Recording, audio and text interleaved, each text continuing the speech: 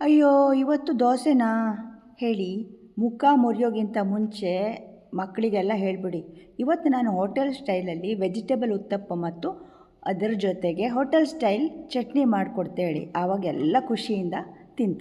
Hello everyone, welcome to go green so green. ಒಂದು ಲೋಟ ಉದ್ದಿನಬೇಳೆನ ತೆಗೆದುಕೊಂಡು ಅದನ್ನು ಚಂದ ಮಾಡಿ 2 ಸತಿ ತೊಳ್ಕೊಳ್ಳವು. ಉದ್ದಿನಬೇಳೆ ಆಗಲಿ ಯಾವುದೇ ಬೇಳೆಕಾಳು ಆಗಲಿ 2 ಸತಿಗಿಂತ ಜಾಸ್ತಿ ತೊಳಲಾಗ, ಯಾಕೆಂದರೆ ಅದರಲ್ಲಿರುವಂತಹ ಪೋಷಕಾಂಶಗಳೆಲ್ಲ ತೊಳೆದೋಗ್ತು ಹೇಳ್ತಾವೆ. ಈಗ ನೋಡಿ, ಈಗ ಚೊಕ್ಕ ಮಾಡಿ ತೊಳ್ಕೊಂಡೆ. ಈ ಉತ್ತಪ್ಪಂ ರಾಶಿ ಚಲೋ ಆಗ್ತು. ಎಂತಕ್ಕೆ ಅಂದರೆ ಉದ್ದಿನಬೇಳೆ ಇದರಲ್ಲಿ ಜಾಸ್ತಿ ಹಾಕ್ತಾ, ಅದ್ರ ಜೊತೆಗೆ ಮೆಂತೆ ಹಾಕ್ತಾ, ಅದು ಸಾಫ್ಟಾಗಿ ಬಾಯಲ್ಲಿಟ್ಟರೆ ಒಂಥರ ಕರ್ಗೋಗೋ ಥರ ತುಂಬಾ ಚಲೋ ಆಗ್ತು. ಆಮೇಲೆ ಇದಕ್ಕೆ ಎಷ್ಟು ಬೇಕೋ ಅಷ್ಟು ನೀರು ಹಾಕಿ 2 ತಾಸು ನೆನೆಸಿಡೋ. ಮತ್ತು ಅದೇ ಲೋಟದಲ್ಲಿ ರೇಷನ್ ಅಕ್ಕಿ ಅಥವಾ ದೋಸೆ ಅಕ್ಕಿನ 2.5 ಲೋಟ ತೆಗೆದುಕೊಂಡು ಅದನ್ನು ಸಹ ಚೊಕ್ಕ ಮಾಡಿ ತೊಳೆದಿಟ್ಕೊಳ್ಳೋ. ಅದ್ರ ಜೊತೆಗೆ ಅದಕ್ಕೆ ಒಂದು ಅರ್ಧ ಸ್ಪೂನ್ನಷ್ಟು ಟೀ ಸ್ಪೂನು ಮೆಂತೆನೂ ಹಾಕೋ. ಮೆಂತೆ ಹಾಕೋದ್ರಿಂದ ದೋಸೆಗೆ ಒಂಥರ ರುಚಿ ಬತ್ತು, ಘಮ ಇರ್ತು, ಅದಕ್ಕೋಸ್ಕರ ಮೆಂತೆನೂ ಹಾಕೋ. ನೋಡಿ, ಈ ರೀತಿ ಅಕ್ಕಿನೂ ಸಹ 2 ಸತಿ ತೊಳೆದಿಟ್ಕೊಂಡು ಅದಕ್ಕೆ ಎಷ್ಟು ಬೇಕೋ ಅಷ್ಟು ನೀರು ಹಾಕಿ 3 ಗಂಟೆ ಅಥವಾ 4 ಗಂಟೆಗಳ ಕಾಲ ಅದನ್ನು ನೆನೆಸಿಟ್ಕೊಳ್ಳೋ. ಆವಾಗ ಎಂತ ಆಗ್ತು, ದೋಸೆ ತುಂಬಾ ಸಾಫ್ಟಾಗಿ ಚಲೋ ಬತ್ತು. ನೋಡಿ, ಈಗ ನೀರು ಹಾಕಿ ನಾನು ನೆನೆಸಿಟ್ಟಿದ್ದೆ ಎರಡನ್ನು ಮುಚ್ಚಿ.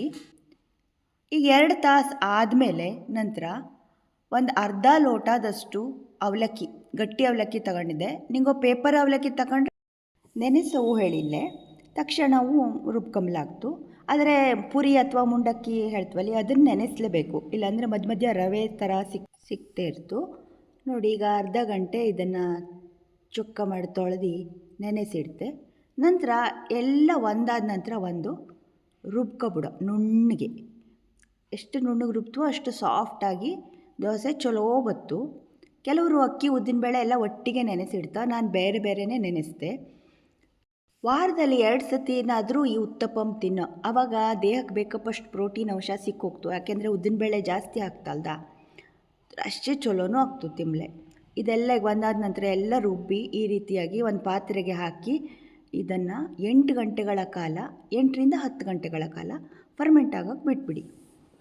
ಆಮೇಲೆ ಇದಕ್ಕೆ ರುಚಿಗೆ ತಕ್ಕಷ್ಟು ಉಪ್ಪು ಹಾಕಿ.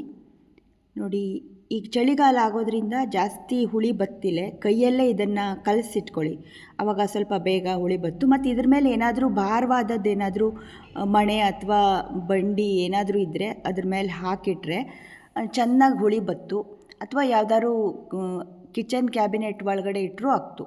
ನೋಡಿ, ಈಗ ಬೆಳಗ್ಗೆ ಆದ ತಕ್ಷಣ ಈ ರೀತಿ ಚೆನ್ನಾಗಿ ಮಿಕ್ಸ್ ಮಾಡಿ ಹುದುಬು ಚೆನ್ನಾಗಿ ಬಂದು, ಅಷ್ಟೇನು ಚಳಿ ಇದ್ದಿತ್ತಿಲ್ಲ ಅಲ್ಲಿ ತನಕ ಈಗ ಚಟ್ನಿ ಮಾಡ್ಕೊಂಬಿಡುವ. ಚಟ್ನಿಗೆ ಕರಿಬೇವಿನ ಸೊಪ್ಪು, ಹಸಿಮೆಣಸಿನಕಾಯಿ, ಈರುಳ್ಳಿ, ಬೆಳ್ಳುಳ್ಳಿ, ಹಾಗೆ ಕೊತ್ತಂಬರಿ ಸೊಪ್ಪು, ಶೇಂಗಾ ಅಂದರೆ ಕಡಲೆಬೀಜ, ಹುರ್ಗಡ್ಲೆ, ಹುಣಸೆಹಣ್ಣು, ತೆಂಗಿನಕಾಯಿ ತುರಿ, ಎಣ್ಣೆ ಎಲ್ಲವುದು ಬೇಕಾಗ್ತು. ಮೊದಲಿಗೆ ಶೇಂಗಾವನ್ನು ಬಾಣಲಿಲಿ ಹಾಕಿ ಒಂದು 100 ಗ್ರಾಮ್ನಷ್ಟು ಶೇಂಗಾ ಬೀಜ ತಗೊಂಡೆ. ಅದನ್ನು ಕೆಂಪಿಗೆ ಹುರ್ಕೊಂಡು ಅದರಲ್ಲಿ ಸಿಪ್ಪೆ ಎಲ್ಲ ತಕ್ಕೊಳ್ಳೋಕ್ಕಾಗ್ತು. ಶೇಂಗಾ ಚಟ್ನಿ ಪುಡಿ ಮಾಡೋಕ್ಕಾರೆ ಶೇಂಗಾನ ಹೆಂಗೆ ಹುರಿತ್ವೋ ಹಂಗೆ ಹುರ್ಕೊಂಡು ಸಿಪ್ಪೆನ ತೆಗಿಯೋ. ಈಗ ಸಿಪ್ಪೆ ತಕ್ಕೊಂಡು ಬತ್ತೆ, ಅಲ್ಲಿ ತನಕ ಬೇರೆ ಸಾಮಗ್ರಿ ಎಲ್ಲ ಹುರ್ಕೊಂಬ. ಬಾಣಲೆಯಲ್ಲಿ ಒಂದು 2 ಟೇಬಲ್ ಸ್ಪೂನ್ ಆಗುವಷ್ಟು ಎಣ್ಣೆ ಹಾಕ್ಕೊಳ್ಳಿ. ಎಣ್ಣೆ ಕಾದ ನಂತರ ಹಸಿಮೆಣಸಿನ್ಕಾಯಿ ಒಂದು 7-8 ಹಾಕಿದ್ದೆ. ಇದಷ್ಟೆಲ್ಲ ಖಾರ ಇಲ್ಲೇ, ನಿಮ್ಮ ಖಾರಕ್ಕೆ ಅನುಗುಣವಾಗಿ ನೀವು ಎಷ್ಟು ಬೇಕೋ ಅಷ್ಟು ಹಾಕ್ಕೊಳ್ಳಿ. ಆಮೇಲೆ ಒಂದು 5-6 ಎಸಳು ಬೆಳ್ಳುಳ್ಳಿ ಬೀಜ, ನಂತರ ಒಂದು ಅರ್ಧ ಇಂಚಿನಷ್ಟು ಶುಂಠಿ ಚೂರು, 1 ಈರುಳ್ಳಿನ ಕಟ್ ಮಾಡಿ ಹಾಕಿದ್ದೆ ಮೀಡಿಯಮ್ ಸೈಜು. ನಿಗೋಕೆ ನೀವು ಎಷ್ಟು ಚಟ್ನಿ ಮಾಡ್ತೀರಿ ನೀವು ನೋಡ್ಕೊಂಡು ಅದ್ರ ಮೇಲೆ ಮಾಡಿ. ನಾನು ಈ 100 ಗ್ರಾಮ್ ಶೇಂಗಾ ಬೀಜಕ್ಕೆ ಇಷ್ಟೆಲ್ಲ ಹಾಕಿದ್ದೆ. ನೋಡಿ, ಈಗ ಇದನ್ನು ಸ್ವಲ್ಪ ಹುರ್ಕೊಂಡೆ. ಯಾವತ್ತೂ ಚಟ್ನಿನ ಹುರಿದು ಮಾಡೋದ್ರಿಂದ ಸಂಜೆ ತನಕ ಇಟ್ಟು ಹಾಳಾಗ್ತಿಲ್ಲ, ಇದು ಅದೇ ಇದರ ಉದ್ದೇಶ. ಮತ್ತು ಎಂತ ಹಾಕಿದ್ದವಳು ಗೊತ್ತಾಗ್ತಿಲ್ಲ, ಬಹಳ ಟೇಸ್ಟಾಗಿರ್ತು. ನೀವು ಖಂಡಿತ ಮನೇಲಿ ಟ್ರೈ ಮಾಡಿ. ಹುಣಸೆ ಹಣ್ಣನ್ನು ಸ್ವಲ್ಪ ಹುರ್ಕೊಂಬ. ನೋಡಿ, ಇದೆಲ್ಲ ಹುರಿದಾದ ನಂತರ ಇದಕ್ಕೆ ಬಂದ್ ಮಾಡೋ ಆದಮೇಲೆ ಒಂದು ಸ್ವಲ್ಪ ಹುರ್ಗಡ್ಲೆ ಹಾಕಿ ಸುಮ್ಮನೆ ಬಿಸಿ ಬಂಡಿಗೆನೆ ಹಾಕಿ ಹುರಿದೆ. ಕಡೆಗೆ ಶೇಂಗಾ ಬೀಜ ಎಲ್ಲ ಹುರಿದದ್ದೆಲ್ಲ ಐಟಮನ್ನು ಮಿಕ್ಸಿ ಜಾರಿಗೆ ಹಾಕಿ ಅದ್ರ ಜೊತೆಗೆ 1 ಕಪ್ ಕಾಯಿ ತುರಿನೂ ಹಾಕೋ. ಕಾಯಿ ತುರಿ ಏನು ಜಾಸ್ತಿ ಹಾಕ್ತೀವಿಲ್ಲ, ಸಾಮಾನ್ಯವಾಗಿ ಹೋಟ್ಲಲ್ಲಿ ಮಾಡೋಕ್ಕಾದ್ರೆ ಕಾಯಿ ತುರಿ ಹಾಕಿದ್ರೆ ಹಾಳಾಗೋಗ್ತೇವೆ. ಕಾಯಿ ಸ್ವಲ್ಪ ಹಾಕ್ತಾ ನಾವು ಮಾಡೋಕ್ಕಾದ್ರೆ ಕಾಯಿ ತುರಿನ ಸ್ವಲ್ಪ ಜಾಸ್ತಿ ಹಾಕಿದ್ರೆ ರುಚಿ ಆಗ್ತು.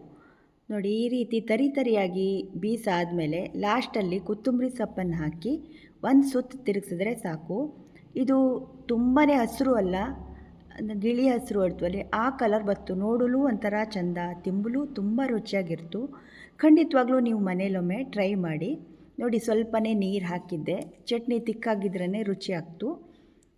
ಈಗ ರುಚಿಗೆ ತಕ್ಕಷ್ಟು ಉಪ್ಪು ಹಾಕಿ, ನಿಮ್ಗಳ ಹತ್ರ ಹರಳುಪ್ಪಿದ್ದರೆ ಹರಳುಪ್ಪನ್ನು ಹಾಕ್ಲಕ್ಕು, ಹರಳುಪ್ಪನ್ನೇ ಹಾಕಿದ್ರೆ ಒಳ್ಳೆಯದು.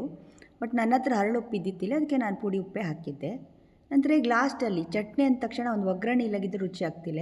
ಬಾಣಲೆಯಲ್ಲಿ ಎಣ್ಣೆ ಹಾಕಿ, ಎಣ್ಣೆ ಕಾದ ನಂತರ ಅದಕ್ಕೆ 1 ಸ್ಪೂನ್ ಆಗುವಷ್ಟು ಸಾಸಿವೆನ ಹಾಕಿ, ನಂತರ ಉದ್ದಿನಬೇಳೆ 1 ಸ್ಪೂನ್ ಹಾಕಿದ್ರೆ ಸಾಕು. ಕಡಲೆಬೇಳೆ 1 ಸ್ಪೂನ್ ಹಾಕಿ, ನಂತರ ಒಣಮೆಣಸಿನ್ಕಾಯಿಯನ್ನು 1-2 ಚೂರು ಹಾಕಿ, ಕಡೆಯಲ್ಲಿ ಕರ್ಬೇವಿನ ಸೊಪ್ಪು ಹಾಕಿದ್ರಾತು. ಈ ಒಗ್ಗರಣೆ ಬೆಂದಮೇಲೆ ಚಟ್ನಿಗೆ ಹಾಕಿದ್ರಾತು. ಈ ಚಟ್ನಿ ತುಂಬಾ ಟೇಸ್ಟಿಯಾಗಿರ್ತು.